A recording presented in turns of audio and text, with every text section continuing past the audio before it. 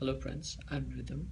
Me and my group members will select the case KOEHLER versus CEREBOS for the group assignment. Now we are going to present the video. Hi, this is Muskan Singla and I will be giving the introduction of this case. The phenomena of work stress induced psychiatric illness claims in the 1990s has continued apace in the new millennium. Stress related disability have been virtually removed from the workers' compensation legislation applicable in the state of Western Australia, and this has facilitated common law claims for work stress related psychiatric illness. The facts in this case are not very complicated. The employee was originally employed as a full time worker before being retrenched by the employer. Upon retrenchment, she accepted an offer from the employer to reappoint her on part-time basis. During the course of her part-time employment, she complained to the management on many occasions about the workload.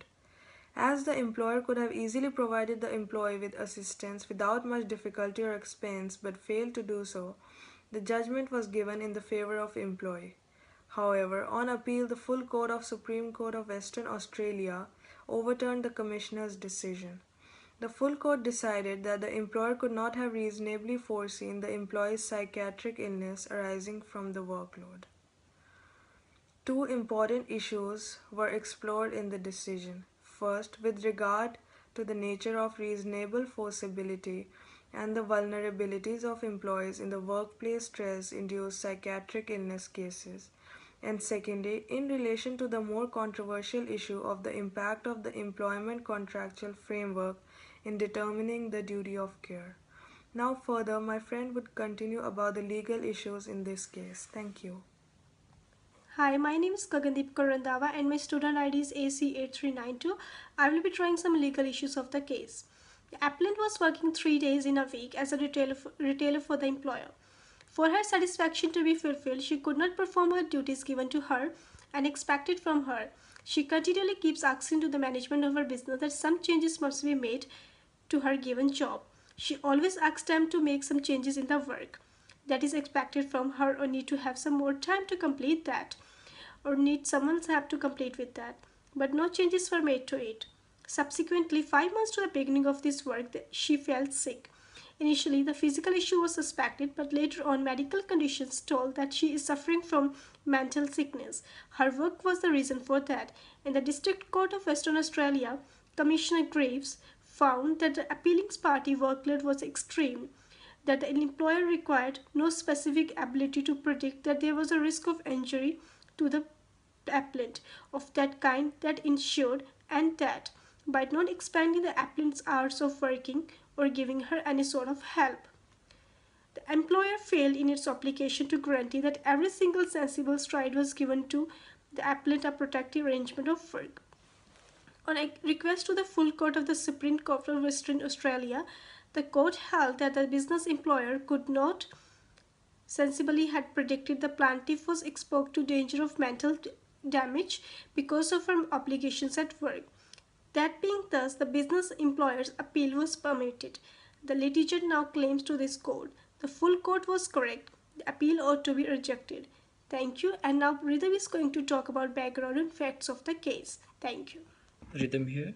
I'm going to talk about the background facts of the case and the argument of the case. Before starting the job as a part-time merchandising representative, the plaintiff was employed full-time by the company employer as a business agent. She worked in that position between November 1994 and April 1996 as a business agent. The plaintiff worked in independent market when the business lost privilege to circulate a critical scope of items. She got offered to re-engagement as a part-time merchandising from 29 April 1996, and she accepted that offer, which was all about the basic frame of her agreement of working, including beginning date, working days, and pay. First day of the job, she came to know that territory listing and stores and found it difficult And at once she said that there was no chance that she could do this in 24 hours. She been told by her supervisor to take a drive for at least for a month, and if still she felt that she is not able to do that, she can let him know. Argument of the case. Joint judgment created a bit of the importance to the offended party to consist to play out the allotted duties and given duties was in the position of an conflict that plaintiff should have understand the performance of the given task